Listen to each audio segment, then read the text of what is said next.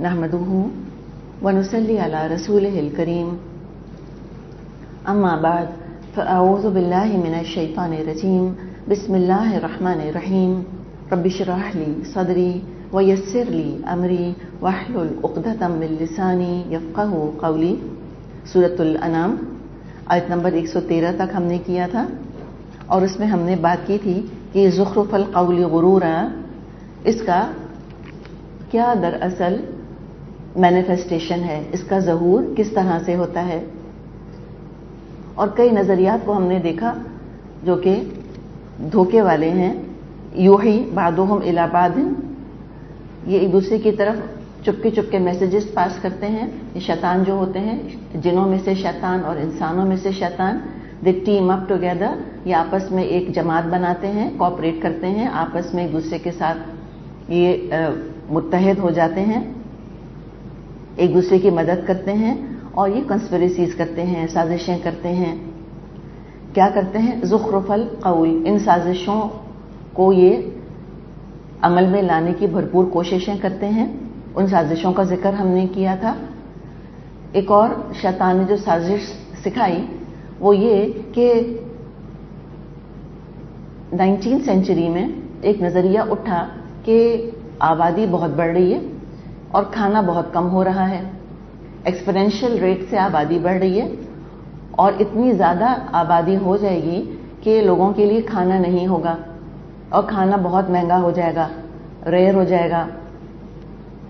तो मैल्थ्यूज एक शख्स था, MALTHUSE, मैल्थूस।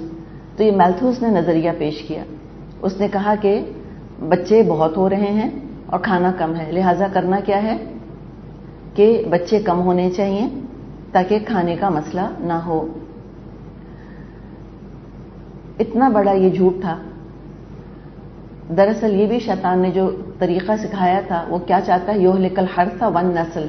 शैतान चाहता है कि नस्ल ना बढ़ने पाए ज्यादा, इसलिए कि है ही इंसानों का दुश्मन। वो क्या चाहेगा कि इंसान डायनासोर्स की तरह एक्सटिंक्ट हो जाए, यही तो चाहेगा।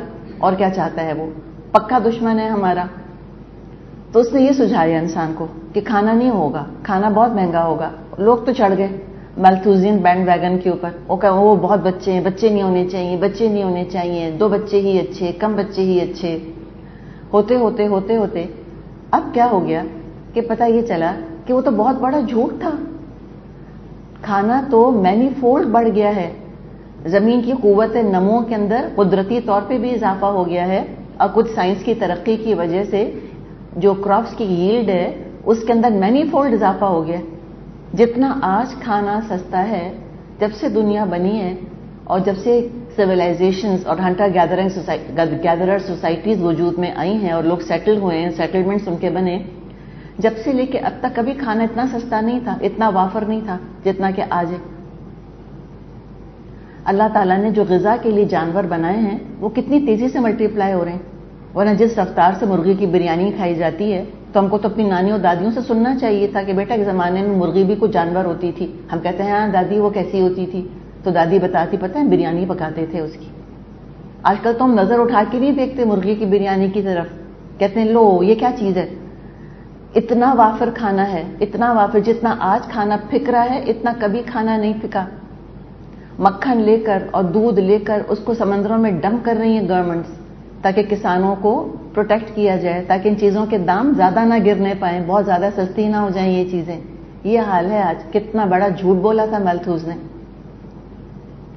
लेकिन चल पड़े उसके पीछे। आज सजा भुगत रहे हैं, आज अंजाम देख रहे हैं। देखिए ज़ुख़रुफ़ल क़ौल था ना, ज़ुख़रुफ़ल क़ौल था। दरअसल लेबल बहुत अच्छा लगाया कि तुम अपने खाने की फिक्र करो, कम बच्चे पैदा करो। और धोखा क्या था कि जितने कम बच्चे होंगे उतना खाना ज्यादा होगा। और नुकसान क्या उठाया, धोखा क्या उठाया इंसानों ने कि आबादियां कम होनी शुरू हो गई। कॉन्स्टेंटली कितने ही मुल्क हैं जिनमें कि आबादियां कम से कम होती चली जा रही हैं। बास के यहाँ तो 0 रेट है, जितने पैदा हो रहे हैं उतने मर रहे हैं। और बास के यहाँ नेगेटिव ग्रोथ है, मर ज्यादा रहे हैं, पैदा कम हो रहे हैं। और बास के यहाँ तो थ्रेश होल्ड क्रॉस हो चुकी है, यानी अब वो कुछ भी कर लें। अब गवर्नमेंट्स जो हैं अब उनको होश आया, अब उनको जाग आई है। अब वो इनिशिएटिव्स दे रहे हैं लोगों को कि अगर تم بچہ پیدا کرو گے تو اماں کو اتنے دن کی چھٹی اور ابا کو اتنے دن کی چھٹی، اور ہم تم یہ کنسیشنز اور یہ فیسیلیٹیٹ تم کو کریں گے. اب ان کو ہوش آ رہا ہے، لیکن اٹس بیونڈ ریپیئر ناؤ. اب ان کی آبادی نہیں بڑھ سکے گی. ایک خاص تھریش ہولڈ سے جب آبادی گر جاتی ہے پھر وہ ریکوپریٹ نہیں کر پاتی. ظاہر پھر ان کو امیگرینٹس کو لینا پڑے گا، ان علاقوں سے لوگوں کو لینا پڑے گا جہاں پہ آبادی کی گروتھ ہے. اور پھر ہو یہ رہا ہے کہ بوڑھے بہت زیادہ ہو رہے ہیں، لیبر فورس کم ہو رہا ہے ان کے پاس، اس کے لیے ان کو ایشوز آ رہے ہیں. جاپان کے اندر بوڑھے زیادہ اور بچے کم، تو کہتے ہیں گریئنگ آف جاپان. جاپان تو گرے ہو رہا ہے سارے کا سارا، یوتھ ہی نہیں ہے ان کے پاس، ہر طرف بڈھے ہی بڈھے ہیں. ان کی دیکھ بھال کون کرے گا، فیکٹریوں میں کون کام کرے گا، اتنے سارے مسائل کھڑے ہو گئے. چائنا نے 1 چائلڈ پالیسی بنائی، اتنے گھبرائے کہ وہ بہت بچے بہت بچے بہت بچے. 1 چائلڈ پالیسی میں دیکھا ہم نے کیا ہوا پھر. اللہ ہم پڑھیں گے سورۃ الانعام میں کہ شیطانوں نے اولاد کے قتل کو خوشنما بنا دیا ہے ان کے لیے. یہ برتھ کنٹرول پالیسیز جب حد سے بڑھتی ہیں تو پھر یہ سارے نقصانات ہوتے ہیں. تو گورنمنٹ نے باقاعدہ پالیسی بنائی، صرف ایک بچہ ہوگا، جس کے ہاں ایک سے دوسرا بچہ ہوا اس پہ جرمانے، پینلٹیز، 10 مسائل ان کے لیے کھڑے کرے. تو نتیجہ کیا نکلا؟ چائنا وہ کلچر ہے جہاں لڑکیوں کو زیادہ پسند نہیں کیا جاتا، لڑکے ان کے ہاں زیادہ قیمتی ہیں. تو ملینز کے حساب سے فیمیل فیٹس ابورٹ کروائے گئے. شیطان سب سے بڑا تو عورت کا دشمن ہے. اور لوگوں کے ہاں کیا ہوا پھر؟ انہوں نے چاہا کہ بس بیٹا ہی ہو. جب پتا چلتا تھا الٹرا ساؤنڈ سے کہ بیٹا ہے تو اس کو وہ اس پریگننسی کو کنٹینیو کرتے تھے. انڈیا کے اندر یہی ہوا. اب کیا ہوا کہ اب لڑکے زیادہ ہو گئے، لڑکیاں کم ہو گئی. اب لوگوں کو شادی کے لیے لڑکیاں نہیں مل رہی، اور آبادی اتنی کم ہو گئی ان کی کہ ان کو مسئلے پڑ گئے. اب وہ کہہ رہے ہیں کہ نہیں یہ پالیسی ہماری اچھی نہیں تھی. دیکھیں کتنا بڑا دھوکہ دیا نا شیطان نے، غرور. اللہ تعالیٰ نے کہا ہے کہ دیکھو دنیا کی زندگی تم کو دھوکہ نہ دے. وَلَا تَغُرَّنَّكُمُ الْحَيَاةُ الدُّنْيَا وَلَا يَغُرَّنَّكُمْ بِاللَّهِ الْغَرُورُ. اور دیکھو وہ بڑا دھوکے باز الغرور، تم کو اللہ کے بارے میں دھوکہ نہ دے. اور اسی میں سورۃ الانعام کے آخر میں ہم سارا کچھ پڑھ لیں گے. جو کچھ یہاں ڈسکس کیا ہے وہاں تقریباً وہ سمجھے کہ 10 احکام کی شکل میں، 10 ہدایات کی شکل میں ایک خلاصہ آ جائے گا کہ تم ان سارے فتنوں کو کیسے کاؤنٹر کرو. اللہ نے وہاں فرمایا ہے کہ دیکھو اولاد کو تم املاق کی وجہ سے، غربت کی وجہ سے قتل نہیں کرنا. اللہ ان کو بھی کھلاتا ہے، اللہ تم کو بھی کھلاتا ہے. سورۃ الانعام میں بھی یہ آیا ہے، سورہ بنی اسرائیل میں بھی یہی مضمون آیا ہے کہ اللہ کھلاتا ہے، اللہ رزق دے کر بھیجتا ہے، ہر بچہ اپنا رزق لے کر آتا ہے. تو یہ انہوں نے اس طرح سے دھوکے بازیاں کی. کسی نے کہا ہے واقعی کہ نظر کو خیرہ کرتی ہے چمک تہذیب حاضر کی. نظر کو خیرہ کرتی ہے چمک تہذیب حاضر کی، یہ سنائی مگر جھوٹے نگوں کی ریزہ کاری ہے. یہ سب جھوٹے نگ ہیں. ایگزیکٹلی جو شعر ہے نا زخرف القول غرورا کے اوپر ہے. اقبال کی شاعری سمجھیں کہ انہوں نے قرآن ہی کے مضمون کو شعروں کے اندر بیان کر دیا ہے. اور یہ حدیث ہے کہ ان من الشعر لحکمۃ، کچھ کتنے ہی شعر ایسے ہوتے ہیں جن میں کہ بڑی حکمت ہوتی ہے. ہر طرح کے شعر کو کنڈیم نہیں کیا قرآن نے. بہت سے اشعار ایسے ہوتے ہیں جن کے اندر بڑی بڑی حکمت کی باتیں ہوتی ہیں، اور اقبال کی شاعری تو کمال کی شاعری ہے. تو یہی ایگزیکٹلی یہی کہا انہوں نے، زخرف القول غرورا، یہ سنائی مگر جھوٹے نگوں کی ریزہ کاری ہے. اقبال تو گئے تھے اور 100-125 سال پہلے ان کی تہذیب دیکھ کر آئے تھے. اس زمانے میں انگلینڈ عروج پر تھا جیسے آج امریکہ عروج پر ہے. اور وہاں پہ جو کچھ دیکھا انہوں نے، اس کے پازیٹیوز اور نیگیٹیوز اور انڈر کرنٹس، تو اتنے ڈسیلیوژن ہوئے تھے. انہوں نے آ کر کہا تھا کہ یہ تہذیب آپ اپنے خنجر سے خودکشی کرے گی، یہ اپنے چاقو سے اپنے آپ کو خود مار لے گی. سوسائڈل ہے سوسائٹیز ان کی، یہ اپنے آپ کو خود ختم کر لیں گی. تو میرا اور آپ کا کام کیا ہے کہ ہم ان کو سمجھائیں، اس خودکشی سے روکیں. اب اس کا طریقہ بتایا جا رہا ہے کہ دیکھو کیا طریقہ ہے. وہ اللہ کی کتاب ہے دراصل. تو مشرکین عرب کو بھی قرآن نے سمجھایا، آ کر آپ صلی اللہ علیہ وسلم نے سمجھایا، اور آج کے کافروں کو اور مشرکوں کو بھی قرآن سمجھا رہا ہے. قرآن کا ایڈریس تو اکراس دا ٹائم ہے نا، ٹائم لمیٹڈ میسج تو نہیں ہے قرآن کا. تو اول مخاطب تو مشرکین عرب تھے، لیکن پیغام تو سب کے لیے ہے. آپ صلی اللہ علیہ وسلم تو تمام جہانوں کے لیے رحمت للعالمین بن کر آئے. تو اب ہمیں سمجھایا جا رہا ہے کہ دیکھو افغیر اللہ ابتغی حکما، جب یہ حال ہے تو کیا اللہ کے سوا کوئی اور فیصلہ کرنے والا تلاش کروں؟ وَهُوَ الَّذِي أَنزَلَ إِلَيْكُمُ الْكِتَابَ مُفَصَّلًا، حالانکہ اس نے پوری تفصیل کے ساتھ تمہاری طرف کتاب نازل کر دی ہے. وَالَّذِينَ آتَيْنَاهُمُ الْكِتَابَ يَعْلَمُونَ أَنَّهُ مُنَزَّلٌ مِّن رَّبِّكَ، اور جن کو یہ کتاب ہم نے دی ہے وہ جانتے ہیں کہ یہ منزل من ربک، آپ کے رب کی طرف سے نازل کردہ ہے، بالحق، حق کے ساتھ آئی ہے. فلا تکونن من الممترین، لہذا ہرگز بھی آپ شک کرنے والوں میں مت ہوں.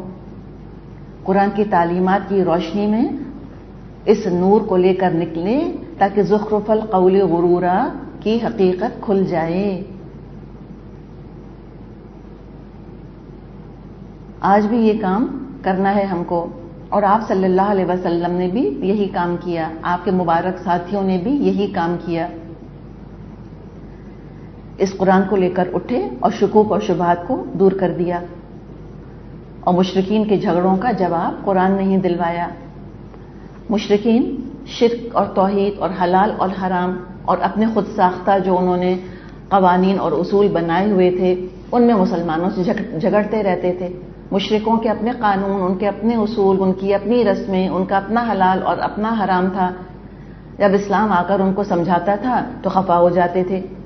تو اب ان کو بتایا جا رہا ہے کہ دیکھو افغیر اللہ ابتغی حکما، کیا میں اللہ کے علاوہ کسی کو میں حکم بناؤں، فیصلہ کرنے والا بناؤں؟ حکم بننے کا، حاکم بننے کا اختیار تو اللہ کو ہے، اور ان جھگڑوں کے فیصلے کے لیے اس نے اپنی کتاب میں نازل بھی فرما دیے ہیں. جو جھگڑے ہیں ان کے فیصلے اللہ نے نازل کر دیے اپنی کتاب میں، اور اللہ کی کتاب شیطانوں کی تحریفات سے بالکل پاک ہے، بالکل محفوظ ہے. اور دوسری طرف اے مشرکین عرب، اے دنیا کے مشرکوں، اے دنیا کے کافروں، ایک طرف قرآن ہے، اللہ کا فیصلہ ہے، دوسری طرف تمہاری بلا دلیل ان اوتھینٹک ایڈلٹریٹڈ بے سروپا گھڑی ہوئی باتیں ہیں. بتاؤ میں کس کی بات مانوں؟ میں جھوٹے نظریات مان کے زندگی عذاب بناؤں اور آخرت برباد کروں، یا میں اللہ کی بات مان کے اپنی زندگی کو سجا دوں اور آخرت کما لوں؟ تم بتاؤ. تو اوبیسلی پوچھنے کا طریقہ ہے افغیر اللہ ابتغی حکما، کہ اللہ کے علاوہ میں کوئی اور حکم بناؤں؟ تو پوچھنے کا ایک انداز ہوتا ہے، اس میں کیا ہوتا ہے، کوشچن کے اندر کنفرمیشن ہوتی ہے کہ نہیں بناؤں گا میں کوئی اللہ کے علاوہ حکم. اور فرما دیا کہ جن کو ہم نے پہلے کتاب دی تھی وہ خوب اچھی طرح جانتے ہیں کہ اللہ کی طرف سے نازل ہوا ہے یہ کلام، یہ قرآن. اہل کتاب جانتے ہیں حق کیا ہے، لیکن اکثر شیطانوں کے ہتھ کنڈوں اور جالوں میں پھنس چکے ہیں زخرف القول غرورا کی وجہ سے. لہذا نبی اکرم صلی اللہ علیہ وسلم کو مخاطب کر کے تمام اہل ایمان سے فرما دیا تم ذرا سا بھی دل میں شک کو مت آنے دینا. فلا تکونن من الممترین، ہرگز آپ شک کرنے والوں میں مت ہوں اے نبی. تو آپ صلی اللہ علیہ وسلم کا تو کوئی سوال ہی پیدا نہیں ہوتا تھا کہ آپ کے دل میں کوئی شک آتا. آپ کے ذریعے ہمیں سمجھایا جا رہا ہے کہ ان سلوگنز کے سحر میں مت گرفتار ہونا. عقل دی اللہ نے، عقل. ان سلوگن کے پیچھے جھانک کے دیکھا کرو کیا ہے، کیا رکھا ہوا ہے. اگر سلوگنز حق والے ہیں تو حق قبول کر لو، سلوگن کو قبول کر لو. اگر ان کے پیچھے تم کو باطل نظر آتا ہے، شیطان کے ہتھ کنڈے نظر آتے ہیں تو ایکسپوز کرو، بچاؤ لوگوں کو، خود بھی بچو. جاہل ہو کے، اور جاہل کس طرح، جاہل کا مطلب ایموشنل ہو کے، جذباتی ہو کے، چیختے چنگھاڑتے سڑکوں پہ مت نکل آنا. سوچو، اللہ نے عقل دی ہے. ہرگز شک کرنے والوں میں نہیں ہونا مجھ کو اور آپ کو قرآن کی طرف سے. یہ محفوظ ہے، اس کے علاوہ کوئی چیز محفوظ نہیں. یہ کرائٹیرین ہے، ہر نظریے کو، ہر عقیدے کو، ہر نعرے کو اس پر رکھ کر پرکھا جائے گا. اگر قرآن اس کو ویریفائی کر دیتا ہے ہم قبول کر لیں گے، سر آنکھوں پر ہے ہمارے. کیوں قبول کریں گے؟ اس لیے کہ میرا فائدہ ہے. اللہ کا کیا فائدہ ہے؟ اپنے فائدے کے لیے قبول کروں گی میں، اللہ کا تو کوئی فائدہ نہیں اس کے اندر. اور اگر قرآن ویریفائی نہیں کرتا، قرآن اس کو ریجیکٹ کرتا ہے تو ہم بھی ریجیکٹ کریں گے. تو کہا کہ شک نہیں کرنا، سچائی سچائی ہے چاہے سارا زمانہ مخالفت کرے. سقراط کے بارے میں کہا جاتا ہے کہ لوگوں نے آ کر اس سے کہا کہ سارا ایتھنس تمہارے نظریات کے، تمہارے آئیڈیاز کے خلاف ہے اور تم پہ بہت ناراض ہے اور تمہیں پرواہی کوئی نہیں ہے، تو وہی بات کہے جاتے ہو، لوگ خفا ہوئے جاتے ہیں تمہارے اوپر. تو سقراط نے جواب دیا کہ مجھے صرف اس ایک انسان کی پرواہ ہے جو عقل مند ہے اور حکمت والا ہے. ایک انسان بھی اگر نکل آتا ہے پورے ایتھنس کے اندر، اس کو بات سمجھ آ جاتی ہے، میرے لیے کافی ہے. تو وہ تو سقراط تھا، وہ تو نبی اکرم صلی اللہ علیہ وسلم کے زمانے سے بہت پہلے آیا تھا. ہمارے پاس تو نور آ چکا ہے. کیا وجہ ہے کہ ہم بھٹکتے رہیں اور گمراہ ہوتے رہیں اور اپنی عقل کو اور اپنی رائے کو اٹھا کر ایک طرف رکھ دیں اور ہم مسمرائز ہو جائیں، ہم ہپنوٹائز ہو جائیں اور میڈیا ہماری رائے بنانے لگ جائے. Why can't I think for my self? میں خود کیوں نہیں سوچ سکتی اپنے لیے؟ کسی کو کیا حق ہے کہ وہ مجھ کو فورس کرے کہ میں خاص پیٹرن پر سوچوں جو دنیا کا ایک طریقہ بن گیا ہے، پاپولر پریشر. اگر آپ وہ ٹرمینالوجی استعمال نہیں کرتے، آپ ان چیزوں کو ایکسیپٹ نہیں کرتے جو لوگوں نے اچھائی سمجھ کے قبول کی ہے، تو آپ کو آؤٹ کاسٹ بنا دیں گے، آپ کو لیبل کر دیں گے، ایک باکس میں ڈال دیں گے. ڈالنے دیں، حق نہیں چھوڑنا. اور ہمیشہ حق والوں کو پرسیکیوٹ کیا گیا، کوئی بات نہیں، چاہے وہ وربل پرسیکیوشن ہو یا فزیکل پرسیکیوشن ہو. اور یہ ہمیشہ پھر اس کے اوپر ایجوکیشن کا لیبل بھی چڑھایا گیا کہ جو پڑھے لکھے تعلیم یافتہ لوگ ہوتے ہیں، جو روشن خیال ہوتے ہیں، جو براڈ مائنڈیڈ ہوتے ہیں، وہ گمراہیوں کو گمراہی نہیں کہتے. یہ گمراہی نہیں ہے. جو گناہ کو گناہ اور گمراہی کو گمراہی کہتا ہے وہ نیرو مائنڈیڈ ہے، کلوز مائنڈیڈ ہے، وہ اگنورنٹ ہے، وہ پریجوڈسڈ ہے، وہ بائسڈ ہے، اس کے اندر نفرت ہے، اس میں غصہ ہے، وہ انسانوں کا دشمن ہے. ایک سے ایک لیول ہے. ہم تو اس پہ پتہ نہیں اور کتنی بات کر سکتے ہیں زخرف القول غرورا کے اوپر. اور جیسا کھل کے آج ہم دیکھ رہے ہیں، پتہ نہیں اس سے پہلے کہ لوگوں نے اس کا اس طرح سے تجربہ مشاہدہ کیا ہوگا یا نہیں کیا ہوگا، لیکن جیسے قرآن کی آیت میرے خیال ہے آج ہم پر یہ کھلی ہے، ہو سکتا ہے کہ آج سے یہ 100 سال پہلے اس طرح واضح نہ ہوئی ہو. تو جیسے جیسے زمانہ آگے بڑھتا چلا جائے گا، قرآن کی حقانیت کھل کر مزید واضح ہوتی چلی جائے گی. وَتَمَّتْ كَلِمَةُ رَبِّكَ صِدْقًا وَعَدْلًا لَا مُبَدِّلَ لِكَلِمَاتِهِ وَهُوَ السَّمِيعُ الْعَلِيمُ.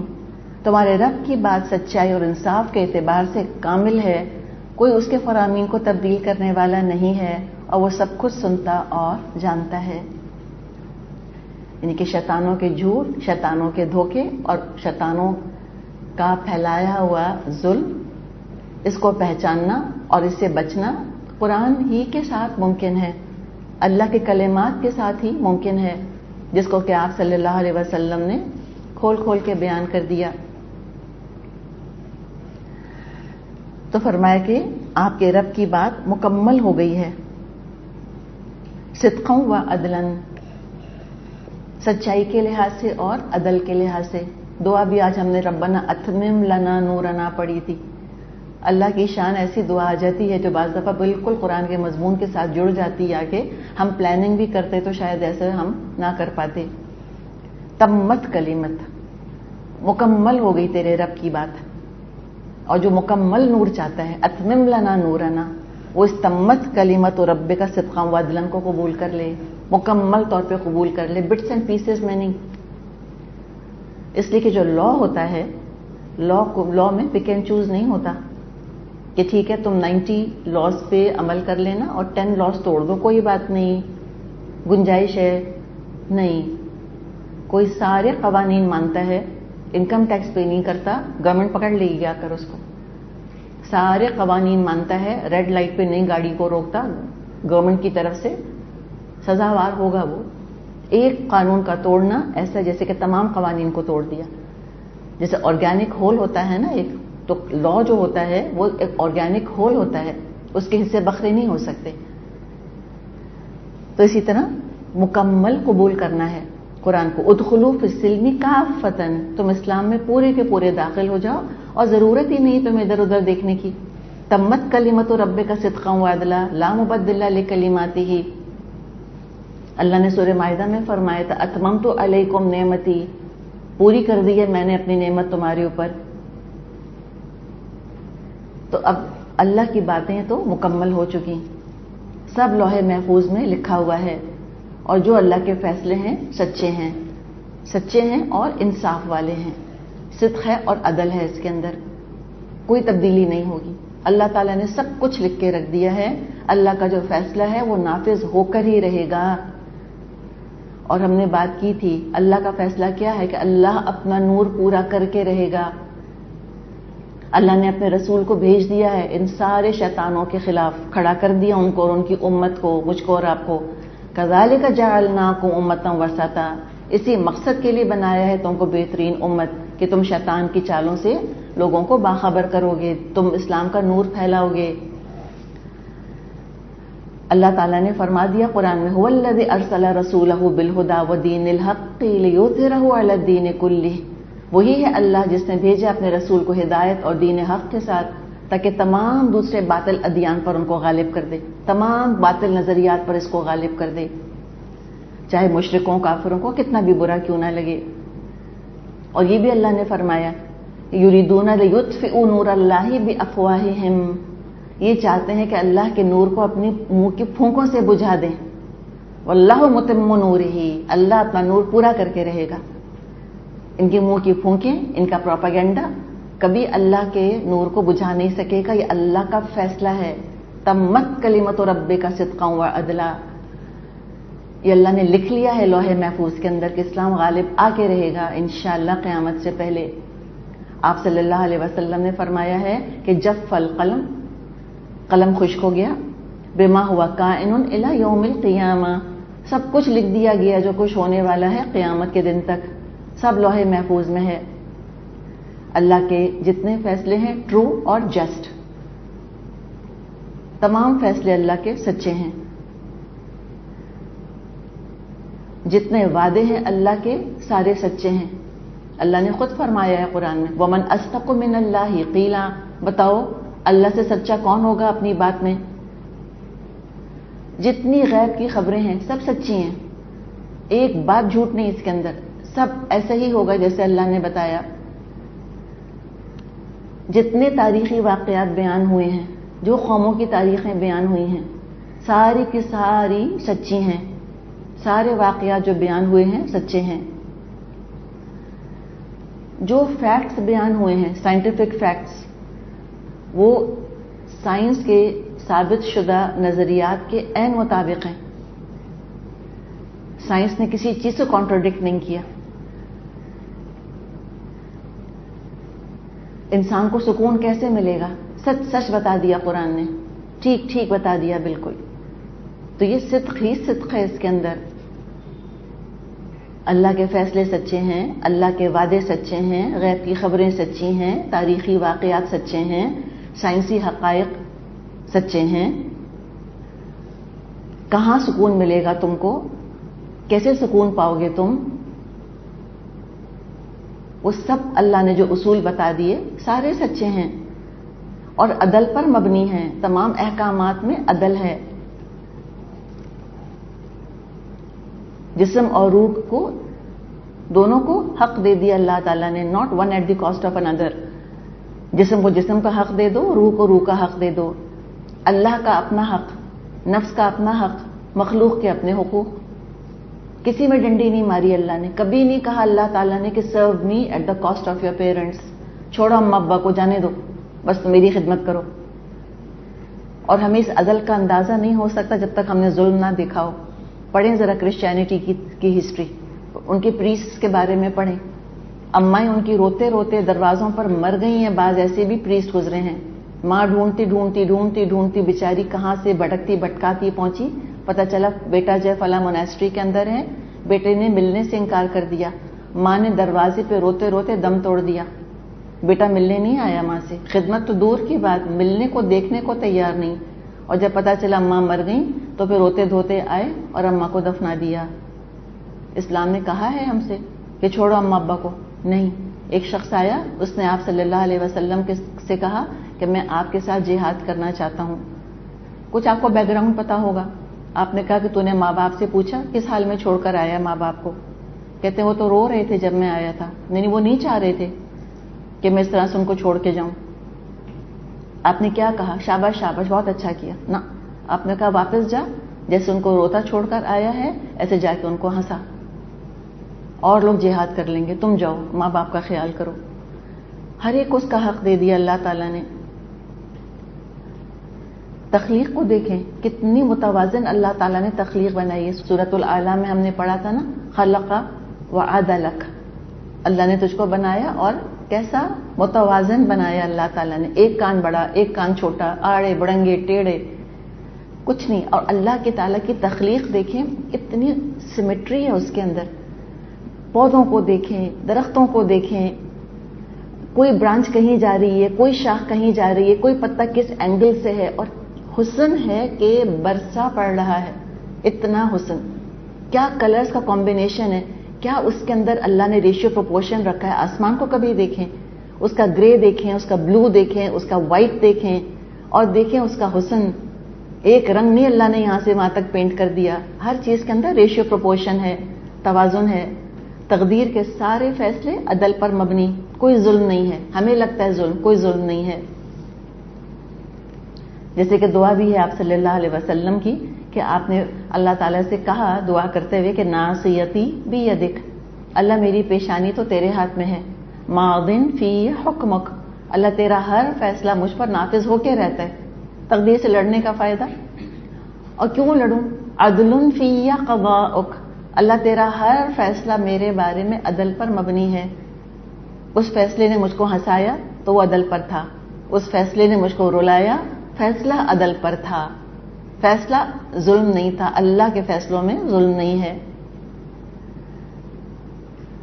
کسی قسم کی سازش، شکوک، اعتراض اللہ کے فیصلوں پہ اثر انداز نہیں ہو سکتے۔ لا مبدل لکلماتہ، اللہ کے فیصلے نہیں بدلیں گے، اللہ کی باتیں نہیں بدلیں گی۔ انسانیت کو گھٹنے ٹیکنے پڑیں گے اللہ کے کلام کے آگے، سونر اور لیٹر۔ ان کو ماننا پڑے گا کہ شیطانوں نے ہم کو بہکایا تھا، ہم غلط تھے۔ یا تو دنیا ہی میں دکھا دے گا اللہ، یا قیامت کے دن تو کہیں گے انا کنا ظالمین، ہم تھے ظالم، ہم نے زیادتیاں کی۔ فرمایا وَإِن تُطِعْ أَكْثَرَ مَنْ فِي الْأَرْضِ، اگر آپ نے ان لوگوں کی پیروی کری جو دنیا میں اکثریت میں ہیں، يُضِلُّوكَ عَن سَبِيلِ اللَّهِ، اور آپ کو اللہ کے راستے سے بھٹکا دیں گے۔ آپ یہ دیکھیے تو کو لگتا ہے یہ کلام جو ہے یہ تقریباً 1500 سال پہلے نازل ہوا تھا، یہ لگتا ہے آج نازل ہوا ہے جیسے۔ تو اکثریت اگر صدق کی اور عدل کی دشمن رہی ہے، اور لوگ اگر جھوٹ کو اور ظلم کو پروموٹ کر رہے ہیں، تو آپ ان کی باتوں میں مت آئیں۔ سچی وحی کی پیروی کرنے والے تو کم ہی ہوتے ہیں، سچ بولنے والے کم ہی ہوتے ہیں۔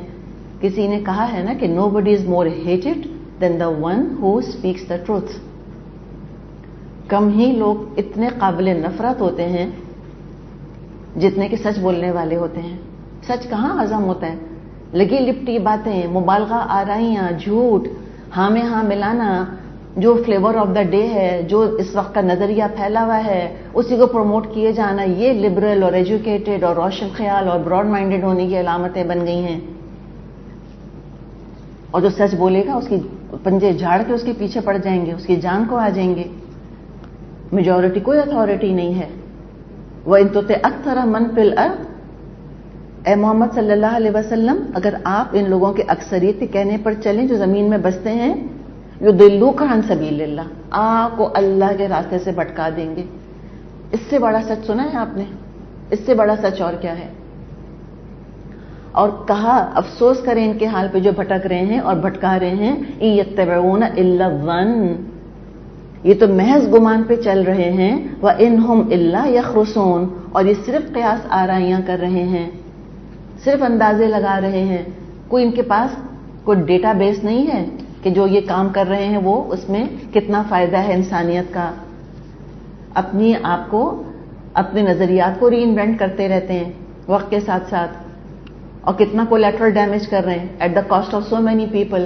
بڑکا بڑکا کے عورت کو ورغلا ورغلا کے ایسا باغی بنایا کہ نکلو تم چادر چار دیواری سے، نکلو تم اس قید سے، نکلو، کوئی ضرورت نہیں ہے میاں کی غلامی کرنے کی، تم کو کوئی سبجوگیٹ ہو کے رہنے کی ضرورت نہیں ہے، کوئی ضرورت نہیں ہے اس کو تم درجہ دو اپنے اوپر۔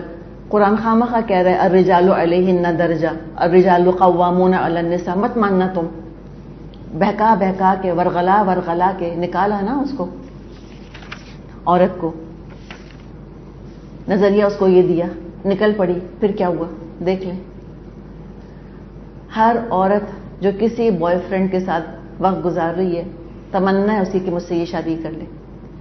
ہمیشہ پریشر زیادہ تر خواتین کی طرف سے آتا ہے کہ وہ اپنے پارٹنرز کہہ لیں یا جو مرضی اس کا نام دیا ہوا ہے کہ وہ چاہ رہی ہوتی ہیں کہ نکاح ہو جائے، اس لیے کہ محفوظ محسوس کر رہی ہوتی ہے اپنے آپ کو۔ تو یہ اللہ کے فیصلے ہیں، جو ان کے خلاف چلے گا خود ہی نقصان اٹھائے گا، اور میجورٹی کبھی بھی اتھارٹی نہیں ہوتی۔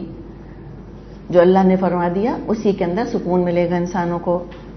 ان ربک هو اعلم من يضل عن سبیلہ وهو اعلم بالمہتدین، در حقیقت تمہارا رب زیادہ بہتر جانتا ہے کون اس کے راستے سے ہٹا ہوا ہے اور کون سیدھی راہ پر ہے۔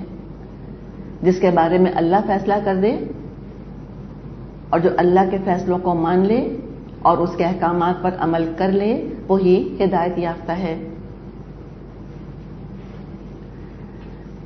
اچھا، اب مشرکوں کی ایک شیطانی رسم کی طرف توجہ کی جا رہی ہے کہ انہوں نے کس کس طرح شیطان کے بہکانے میں آ کر اور کیا کیا تبدیلیاں کر لی تھیں، صدق اور عدل سے کیسے ہٹ گئے تھے، اپنی آلٹرنیٹ شریعت انہوں نے بنا لی تھی۔ دراصل کہتے اس کو دین ابراہیمی ہی تھے، لیبل دین ابراہیمی ہی کا لگایا ہوا تھا، لیکن اندر بہت کچھ ملاوٹ کر دی تھی۔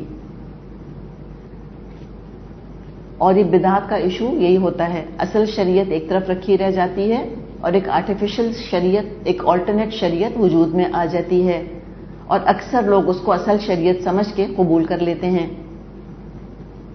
تو اب ان کو سمجھایا جا رہا ہے، اور آگے کئی ہم دیکھیں گے کہ آیات جو ہیں وہ اسی مضمون کی آئی ہیں۔ تو مشرکین عرب کی گمراہیوں کو پوائنٹ آؤٹ کیا گیا۔ فرمایا فَكُلُوا مِمَّا ذُكِرَ اسْمُ اللَّهِ عَلَيْهِ إِن كُنتُم بِآيَاتِهِ مُؤْمِنِينَ۔ پھر اگر تم لوگ اللہ کی آیات پر ایمان رکھتے ہو تو جس جانور پر اللہ کا نام لیا گیا ہو اس کا گوشت کھاؤ۔ تو ان کنتم بِآيَاتِهِ مُؤْمِنِينَ کس کو کہا جا رہا ہے؟ ایک تو مشرکوں کو دعوت ہے کہ ایمان لاؤ، دوسرے کہ جو مشرکوں میں سے مسلمان ہو گئے ہیں۔ دیکھیں انسان جب کوئی دین چھوڑتا ہے اور دوسرے دین میں آتا ہے، میرے خیال سے ہم میں سے اکثر کو تجربہ اس کا نہیں ہے، اس لیے کہ ہم تو میجورٹی بورن مسلمز ہیں، ہمیں نہیں تجربہ کہ وہ ہجرت کتنی کڑی ہجرت ہوتی ہے، کہ انسان اپنا عقیدہ، اپنی رسومات کو چھوڑ دے، اپنے ٹیبوز کو چھوڑ دے جو اس نے آنکھ کھولتے ہی دیکھے سنے تھے، اور ایک بالکل نئی فلسفی کو قبول کرے، ایک نئے پیرامیٹر کو قبول کرے۔ آسان نہیں ہے۔ کسی ہندو کو ذہن میں لے کر آئیں، اس نے آنکھ کھولتے ہی گائے کی حرمت دیکھی اور سنی، اب وہ مسلمان ہو گیا۔ اب اس سے کہیں کہ سٹیک کھاؤ تم، آسٹریلین کاؤ کا سٹیک ہے، کیا گزرے گی اس کے دل کے اوپر؟ لیکن ان کنتم مؤمنین تو تمہیں کھانا ہوگا، تمہیں اپنے وہ ٹیبوز چھوڑنے ہوں گے، تمہیں اپنے وہ سارے تعصبات چھوڑنے ہوں گے۔ یہودی مسلمان ہو گیا، اونٹ کا گوشت کھانا ہوگا، کراہیت نہیں آنی چاہیے، حرمت نہیں آنی چاہیے۔ اور آپ کے خیال میں ایک دن میں یہ معاملہ ہوگا؟ نہیں، گٹھی کے اندر پڑی ہے وہ چیز، عادت ہے، رسم تھی، کلچر تھا، یہ گناہ تھا۔ اب اس کو ذہن سے کھرچنا کہ نہیں گناہ نہیں ہے، گناہ نہیں ہے، ایکچولی نہ کھانا، اس کو برا سمجھ کر نہ کھانا گناہ ہے، اور اچھا سمجھ کر کھانا ثواب کا کام ہے۔ اٹ ٹیکس ٹائم، وقت لگتا ہے اس کے اندر۔ اور وہی والی بات کہ میں اور آپ نہیں امیجن کر سکتے کہ وہ کتنی مشکل ہجرت تھی۔ تو ذرا جو نیو مسلمز ہوتے ہیں، ریورٹڈ مسلمز ہوتے ہیں، ان کے اوپر ہلکا ہاتھ رکھنا چاہیے۔ بہت ہمدردی کی ضرورت ہوتی ہے ان کو، بڑی سپورٹ کی ضرورت ہوتی ہے ان کو۔ تو کہا گیا کہ تم کھاؤ، یہ حلال غذائیں ہیں، اللہ نے ان کو حلال کیا ہے، تم ان کو استعمال کرو۔ وما لکم، اور کیا ہو گیا ہے تم کو؟ اب یہ خطاب کس سے ہے؟ مشرکین عرب سے. کیا ہو گیا تم کو؟ اللہ تاکلوا مما ذکر اسم اللہ علیہ، کہ تم ان چیزوں کو نہ استعمال کرو، نہ کھاؤ جن پر اللہ کا نام لیا گیا. وقد فصل لکم ما حرم علیکم الا ما اضطررتم الیہ وان کثیرا لیضلون باہوائہم بغیر علم ان ربک هو اعلم بالمعتدین. تو آخر کیا وجہ ہے تم وہ چیز نہ کھاؤ جس پر اللہ کا نام لیا گیا ہو، حالانکہ جن چیزوں کا استعمال حالت اضطرار کے سوا دوسری تمام حالتوں میں اللہ نے حرام کر دیا ہے، ان کی تفصیل وہ تم کو بتا چکا ہے. بکثرت لوگوں کا حال یہ ہے کہ علم کے بغیر محض اپنی خواہشات کی بنا پر گمراہ کن باتیں کرتے ہیں. ان حد سے گزرنے والوں کو تمہارا رب خوب جانتا ہے. تو اب آتے ہیں ذرا ہم مشرکین کی طرف تاکہ بیک گراؤنڈ سمجھ میں آ جائے. شیطان اور شیطانوں کے القاء کی وجہ سے، القاء سمجھتے ہیں خیال ڈالنا، ان کے وسوسوں کی وجہ سے مشرکین نے کھانے پینے میں بہت ساری بدعات گھڑ لی تھیں، اور کہتے کیا تھے کہ دین ابراہیمی کا حصہ ہے، ہمیں ورثے سے ملا ہے. آپ نے جب قرآن سنایا ان کو تو خفا ہو گئے کہ محمد تو صلی اللہ علیہ وسلم وہ چیزیں بھی جائز کر کر چھوڑیں گے جو ہمارے باپ دادا ابراہیم اسماعیل کے زمانے سے حرام چلی آ رہی ہیں. نہیں، جھوٹ اٹھا کے کس کے سر پہ رکھ دیا؟ اپنی بدعات کا جھوٹ اٹھا کے ابراہیم علیہ السلام کے سر پہ رکھ دیا کہ انہوں نے کہا تھا یہ ہم سے. جیسے آج بھی ہم دیکھتے ہیں کہ بدعات کے لیے لوگ کتنی جھوٹی حدیثیں گھڑ لیتے ہیں. میلاد کے لیے اللہ جانے کون کون سی حدیثیں گھڑ لی انہوں نے اٹھا کر. انگوٹھا چومنے کے لیے اللہ جانے کون کون سی حدیثیں گھڑ لی انہوں نے کہ جب نام آئے محمد صلی اللہ علیہ وسلم تو انگوٹھے چومنے چاہیے. آپ نے دیکھا ہوگا اذان جب ہوتی ہے اور مؤذن کہتے ہیں اشہد ان محمد رسول اللہ، تو کچھ لوگ اپنے انگوٹھے چومتے ہیں. تو کوئی نہ کوئی تو نظریہ ہوگا نا اس کے پیچھے، ایسی تو نہیں کرتے. بٹ میجورٹی کو پتا نہیں ہوگا وہی کیوں کر رہے ہیں. بس عوام کل انعام ہوتے ہیں، بڑھ چال. جو ایک کام کرتا ہے سب وہ کام کرنے لگتے ہیں. اور آپ کو وہ کئی دفعہ لطیفہ سنا ہے لیکن مجھے تو ہر دفعہ وہ بہت اچھا لگتا ہے. وہ جو ٹیچر نے پوچھا تھا ایک بچے سے کہ ایک فیلڈ ہے اس میں 100 بھیڑیں ہیں، ایک بھیڑ چلی گئی، کتنی بھیڑیں بچیں؟ بچے نے کہا ایک بھی نہیں بچی. ٹیچر نے کہا یو ڈونٹ نو میتھ، بچے نے کہا یو ڈونٹ نو شیپ. بات یہ ہے بڑھ چال اسی لیے کہتے ہیں اس کو. کسی نے ایک تصویر بھیجی تھی، بہت ساری بھیڑیں ہیں اور ایک چھوٹا سا یعنی کہ دروازہ سا بنا ہوا ہے، ٹھیک ہے، اور باقی کوئی باؤنڈری وغیرہ نہیں ہے اس کے اندر، کوئی باڑ نہیں لگی ہوئی، کھلا ہے میدان، بس ایک دروازہ بنا ہوا ہے. تو ایک بھیڑ جو ہے اس دروازے سے نکل کر آئی اور باقی پورا کھلا میدان ہے، جہاں سے چاہیں جائیں بھیڑیں. لیکن چونکہ وہ ایک بھیڑ اس نیرو پیسج میں سے نکل کر آ رہی تھی، ساری بھیڑیں انتظار کر رہی تھیں، رک گئی تھیں کہ ہم بھی یہیں سے نکلیں گی، حالانکہ جہاں سے چاہتی وہ نکل سکتی تھیں. یہ ہے دراصل مینٹیلٹی. تو انہوں نے یہ کام کیا تھا بغیر وجہ جانے کہ چونکہ بڑے بوڑھے کرتے چلے آئے ہیں، ہمارے آباء و اجداد یہ کرتے چلے آئے ہیں، معاشرے میں سبھی یہ کر رہے ہیں، تو انہوں نے بھی وہ دیکھا دیکھی کرنا شروع کر دیا بغیر علم کے. تو انہوں نے یہ کام کیا کہ ان کے علماء نے پھر لے جا کر ابراہیم علیہ السلام کا نام لینا شروع کر دیا، ان کے سر پہ رکھ دیا کہ انہوں نے حرام کیا تھا. تو پھر کیا کیا دراصل اس طرح بدعات ایجاد کر کے شریعت کے عدل کو ڈسٹارٹ کر دیا، حلال کو حرام اور حرام کو حلال. آگے کئی ان کی رسومات کا ذکر آ رہا ہے. تو ان رسومات کا ذکر جب ہم سنیں گے تو خالی ان کو پچھلے قوموں کی کہانی نہ سمجھیں، ہم یہ نہ سوچیں اساطیر الاولین ہیں وہ. سننے میں اتنی ریڈیکولس لگیں گی ہم کو، ہمیں ہنسی آئے گی کہ مائی گاڈ کوئی ایسے بھی کر سکتا ہے. سوچا نہیں انہوں نے، عقل نہیں ان کے اندر. اور پھر ذرا اپنے معاشرے پہ نظر ڈالیے گا کہ ہم نے کیا کیا ہوا ہے. ہم بھی تو نہیں سوچ رہے، بیوقوف تھوڑی تھے عرب. لیکن مذہب کے معاملے میں شیطان ایسے ہی مت مار دیتا ہے، انسانوں کی دماغ بند کر دیتا ہے اور بس وہ مکھی پر مکھی مارے چلے جائیں گے.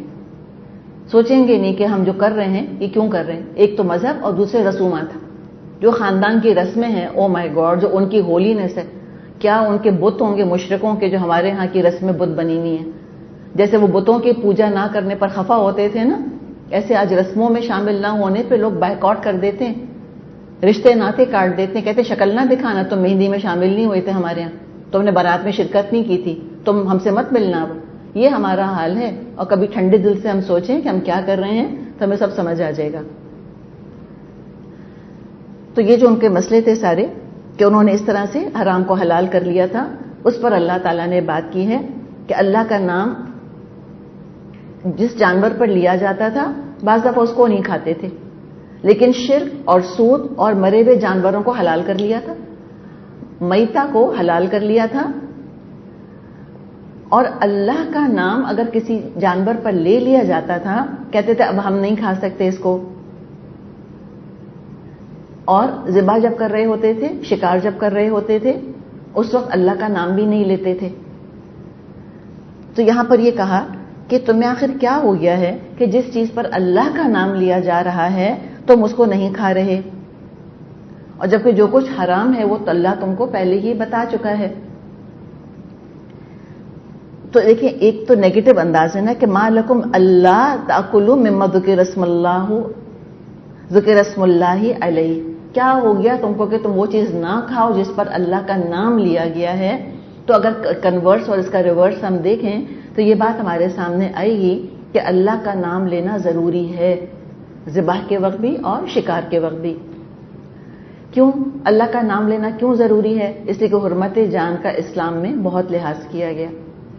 اللہ تعالیٰ نے جاندار پیدا کیے، ہم اپنی غذا کے لیے ان کی جان لے رہے ہیں، یہ کام اللہ کی اجازت سے کر رہے ہیں۔ اپنے فائدے کے لیے مخلوق کو ہم ذبح کر رہے ہیں، تو ایک اس کی تکریم ہونی چاہیے، عزت ہونی چاہیے اس جاندار کی جس کی جان ہم لے رہے ہیں، اس لیے اللہ کا نام لیں۔ دوسرے اللہ کے شکر کے طور پہ اس کا نام لیں، اور تیسرے شرک کا دروازہ بھی بند ہونا ضروری ہے کہ کسی غیر اللہ کے نام پہ قربانی نہیں ہو سکتی۔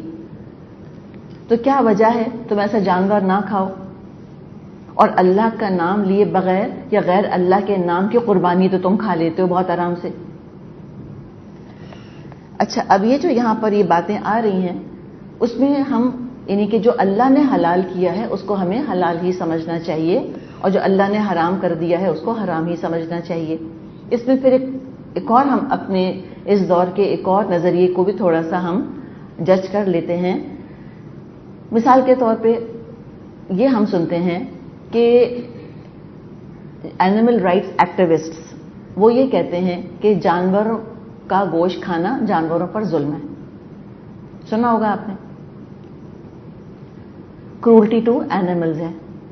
تو کہتے ہیں کہ خالی ویجیٹیبلز کھانی چاہیے، خالی ہمیں ویجیٹیرین ہونا چاہیے، اور ہمیں گوشت استعمال نہیں کرنا چاہیے۔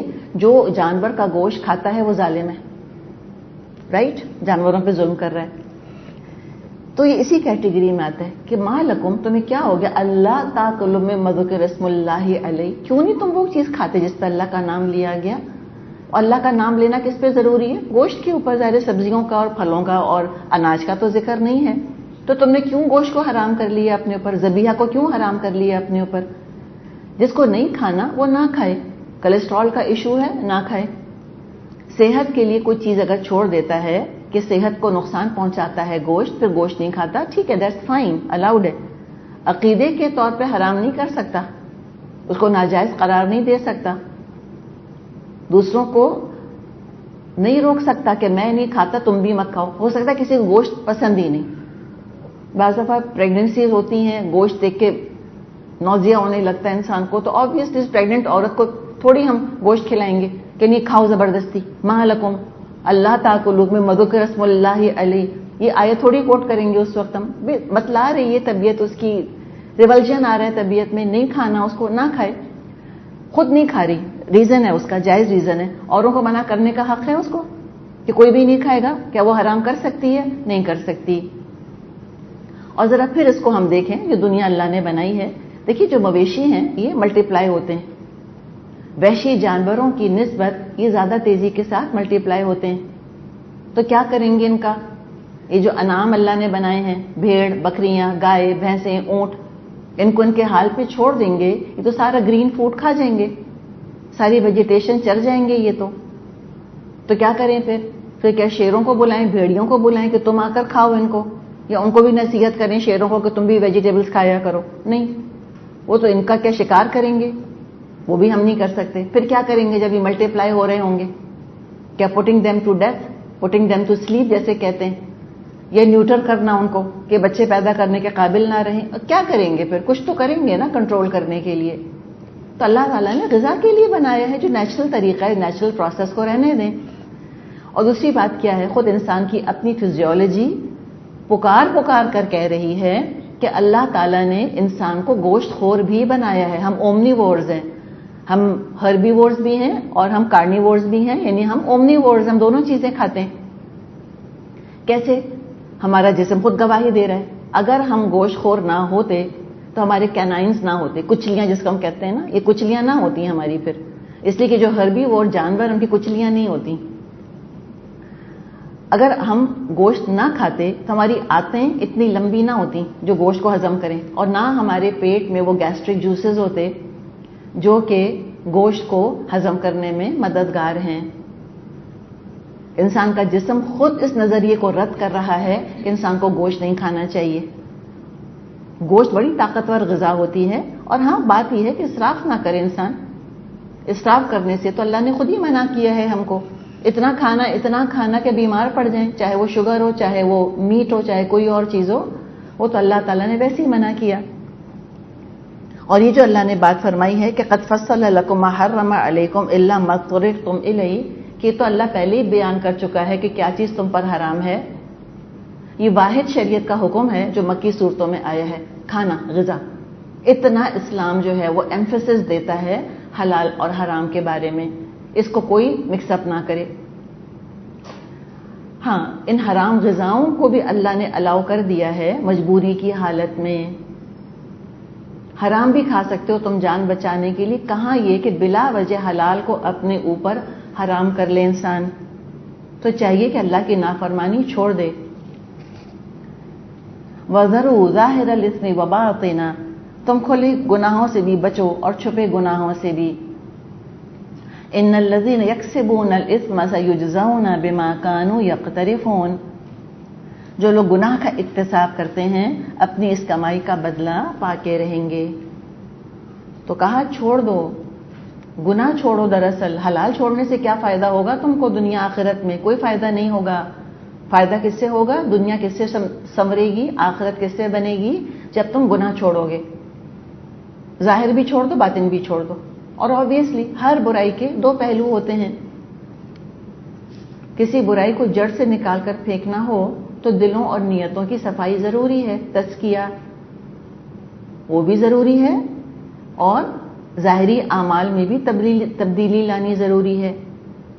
کوئی نہیں کہہ سکتا کہ ظاہری عمل بہت اچھا ہے، دیکھنے میں بہت اچھا لگ رہا ہے، یا ہمارا خلوص ہے اس کے اندر، لہٰذا یہ عمل اللہ کے ہاں قابل قبول ہے، کہ ہم تو نیک بندوں کی تعظیم کی وجہ سے جا کر قبر کو سجدہ کر رہے ہیں، اس لیے ہمارا یہ عمل بہت اچھا ہے. نہیں ہے، اچھا نہیں ہے یہ عمل. سجدہ صرف اللہ کے لیے ہے، قبر کے لیے نہیں ہے، مردوں کے لیے نہیں ہے. تو بتا دیا کہ نیتوں کی بھی حفاظت کرو اور ظاہری عمل کی بھی حفاظت کرو. اچھی نیت کی وجہ سے غلط عمل صحیح نہیں ہو جائے گا. اور جب نیکیاں کر رہے ہو تو بھی اپنی نیت کی حفاظت کرو، اور گناہوں سے بچتے رہو. نہ کھل کر گناہ کرنا ہے، نہ چھپ کر گناہ کرنا ہے. بعض علماء نے یہ لکھا ہے واللہ عالم کہ مشرکین مکہ کا معاملہ یہ تھا کہ زنا وغیرہ چھپ کے کر لیا کرتے تھے. ہم کہتے ہیں ٹیسٹ اپروول اس کو حاصل تھی کہ اچھا فلاں جو ہے وہ یہ حرکتیں کرتا ہے، وہ اس کو ذرا اوائڈ کر جاتے تھے، کہتے ہیں نظریں چرا جاتے تھے، اگنور کر دیتے تھے اس چیز کو. ایکسیپٹ مطلب ایک خاموش قبولیت اس کو حاصل تھی. مرد بھی قبول کر لیتے تھے کہ اچھا فلاں جو ہے وہ فلاں عورت کے پاس جاتا ہے، اس سے منہ کالا کرتا ہے، کہتے ہیں چلو ایز لانگ ایز ڈھکی چھپی بات ہے کوئی بات نہیں. عورتیں بھی قبول کر لیتی تھیں ہمارا میاں ہے وہ ایسا، وہ فلاں فلاں عورت کے ساتھ ملوث ہے، وہ بھی اس کو اگنور کر دیتی تھی کہ چلو کوئی بات نہیں، ایز لانگ ایز وہ اس کو بیوی بنا کے گھر لے کر نہ آئے، کرتا ہے تو کرتا رہے. تو کچھ علماء یہ کہتے ہیں کہ ان کے ہاں چھپ کر زنا کرنا قابل قبول ہو گیا تھا. ان کے ہاں بھی کھلم کھلا زنا قابل قبول نہیں تھا، اس لیے کہ ہند جو کہ ابو سفیان کی بیوی تھی، جو کہ ایمان لے کر آئی فتح مکہ کے موقع پہ، آپ صلی اللہ علیہ وسلم نے اس سے بیعت لی، اور وہی الفاظ آپ نے دہرائے جو آپ خواتین سے بیعت لیتے ہوئے دہراتے تھے اور اس میں سے ایک یہ بھی آتا ہے کہ وہ زنا نہیں کریں گی، یا بیعت لیتے تھے اس بات کے اوپر کہ تم بیعت کرو کہ تم زنا نہیں کرو گی. تو اس نے کہا ہند نے کہ کیا آزاد عورت بھی زنا کرتی ہے؟ اس کو یہ بہت حیرت ہوئی. یعنی کنیزیں، لونڈیاں، اس قسم کی بیچاری خواتین جو مجبور ہو جاتی تھیں وہی اس کو پیشے کے طور پہ زنا کو اپناتی تھیں. تو ان کا یہ کہنا کہ اچھا کیا ایک خاندانی عزت والی رسپیکٹیبل آزاد عورت بھی کیا زنا کر سکتی ہے؟ یہ ہمیں بات بتا رہی ہے کہ ان کے ہاں کھلم کھلا زنا نہیں ہوتا تھا. یہ جاہلیت اولا کی ہم بات کر رہے ہیں، پچھلی جاہلیت. اور آج جو جاہلیت آئی ہے وہ تو اس سے بھی 4 ہاتھ آگے ہے جو اسلام آنے سے پہلے تھی. تو کچھ نے یہ مطلب لیا، واللہ عالم. بہرحال اللہ نے یہ بات بتا دی کہ دیکھو جو کوئی گناہ کماتا ہے سیجزون، ان قریب بدلہ دیا جائے گا بما کانوا یقترفون، ان گناہوں کا جو کہ وہ ارتکاب کر رہے ہیں ان کو بدلہ مل جائے گا. آگے فرمایا وَلَا تَأْكُلُوا مِمَّا لَمْ يُذْكَرِ اسْمُ اللَّهِ عَلَيْهِ وَإِنَّهُ لَفِسْقٌ، اور جس جانور کو اللہ کا نام لے کر ذبح نہ کیا گیا ہو اس کا گوشت مت کھاؤ، ایسا کرنا فسق ہے. وَإِنَّ الشَّيَاطِينَ لَيُوحُونَ إِلَىٰ أَوْلِيَائِهِمْ لِيُجَادِلُوكُمْ وَإِنْ أَطَعْتُمُوهُمْ إِنَّكُمْ لَمُشْرِكُونَ.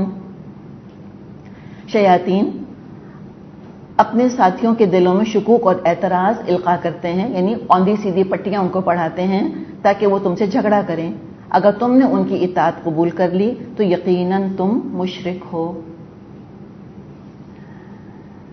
اس میں بھی علماء بتاتے ہیں کہ جب یہ کہا گیا کہ تم مردار نہیں کھاؤ، ذبح کر کے اللہ کا نام لے کر جانور کھاؤ، تو مشرکین جھگڑنے کھڑے ہو گئے. انہوں نے کہا واہ، تم جس کو مارو وہ حلال اور اللہ جس کو مارے وہ حرام. تب دیکھیں نا الفاظ کا کھیل بڑا خوبصورت ہوتا ہے. اب میں اور آپ کیا جواب دیں گے؟